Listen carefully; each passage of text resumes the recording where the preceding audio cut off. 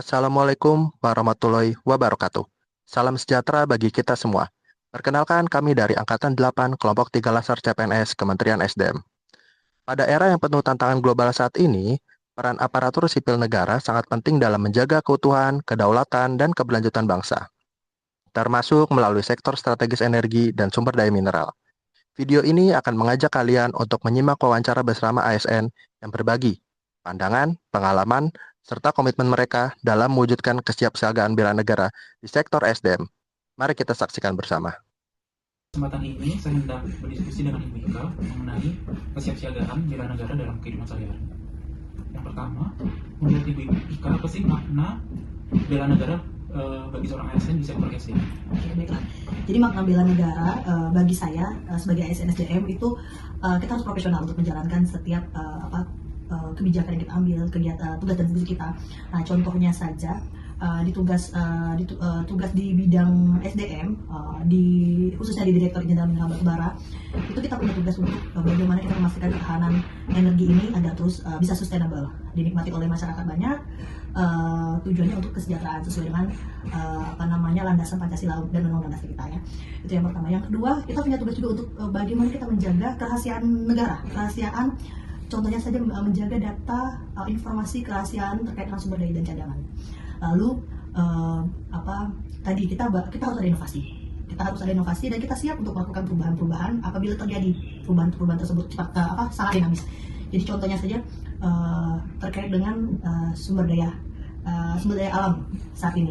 Kita sudah harus menyiapkan diri untuk contohnya ke hilirisasi, terus ke transisi energi dan lain sebagainya. Nah, itu sudah harus kita siapkan dalam rangka kita tadi bela negara. Itu mungkin jawaban dari saya, ya. Jadi intinya ke tugas dan fungsi kita harus bertanggung jawab secara profesional, gitu. Ada lagi pertanyaan? Terus selanjutnya, apa sih tantangan utama dalam menerapkan nilai-nilai bela negara di sektor SDM saat ini? Tantangan bela negara ya di sektor SDM.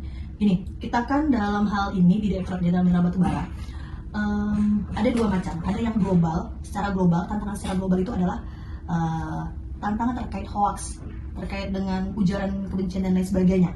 Itu kan pasti menjadi tantangan dan hambatan, menjadi ancaman, gangguan, ya, tantangan dan hambatan lah tadi yang saya sampaikan. Nah, itu kita harus bisa milih informasi atau bisa memberikan edukasi kepada masyarakat halayak luas terkait dengan sisi positif dari instansi kita. Nah, itu yang pertama, yang global. Yang kedua, tantangan ini yang paling fundamental dari kita di Dirjen Minerba ini kan mengelola sumber daya alam tidak dapat terbaharui, gitu ya. Sekarang tugas fungsi kita bagaimana sumber daya alam yang tidak dapat terbaharui ini harus ada peningkatan nilai tambah. Nah, itu tadi hilirisasi baik mineral maupun batubara. Yang kedua, lalu isu lingkungan pasti. Nah, net zero emission mungkin nanti akan ada kebijakan-kebijakan yang harus kita buat terkait dengan isu global ini, ya, terkait dengan ekonomi hijau dan lain sebagainya. Nah, ini juga menjadi tantangan saat ini.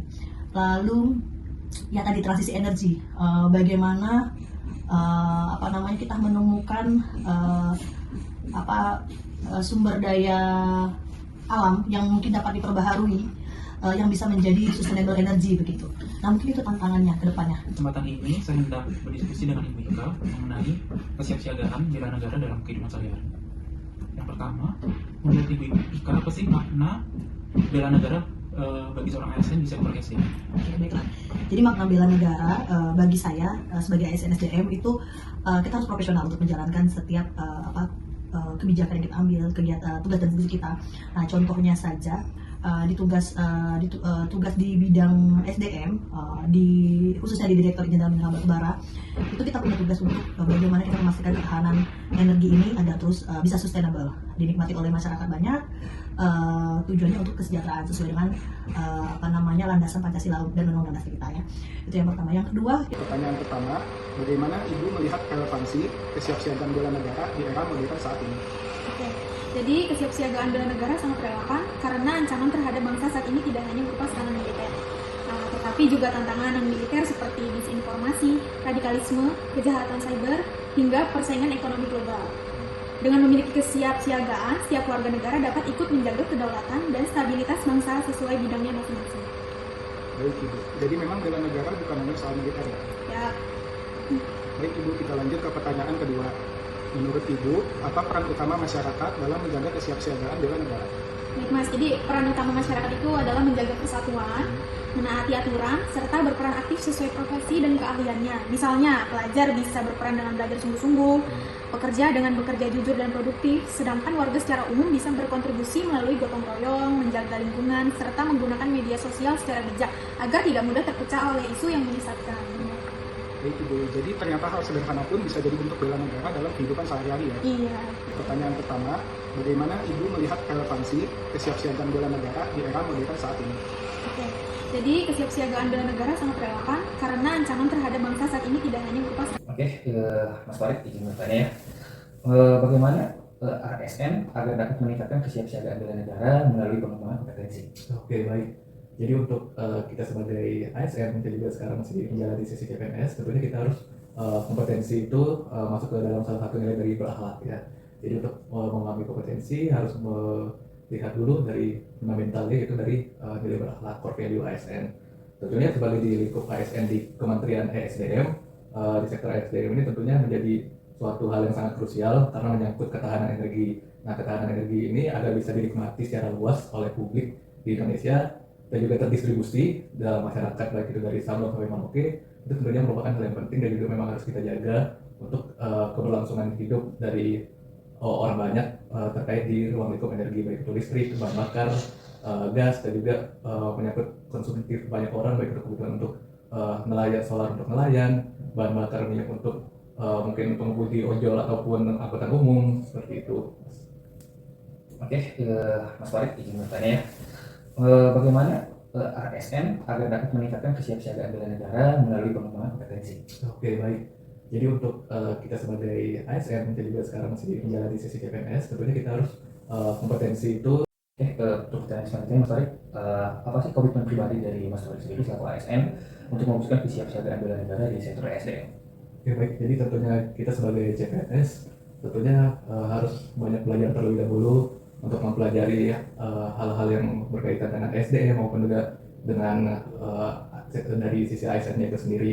Bagaimana kita bisa menempatkan diri di kalangan masyarakat dengan menjunjung tinggi nilai-nilai core value ASN dan juga memahami bagaimana fungsi ASN itu sendiri dalam di lingkungan masyarakat berbangsa dan bernegara, seperti itu. Untuk di sektor ASN di Kementerian SDM itu sendiri, tentunya saya juga harus tetap menjaga profesionalitas saya, menjaga integritas saya, dan juga loyalitas saya terhadap masyarakat itu sendiri, karena kita bersumber dari masyarakat dan juga memegang kemaslahatan banyak masyarakat itu sendiri di sektor ketahanan energi, dan juga untuk keberlanjutannya kita menyongsong juga ada transisi energi.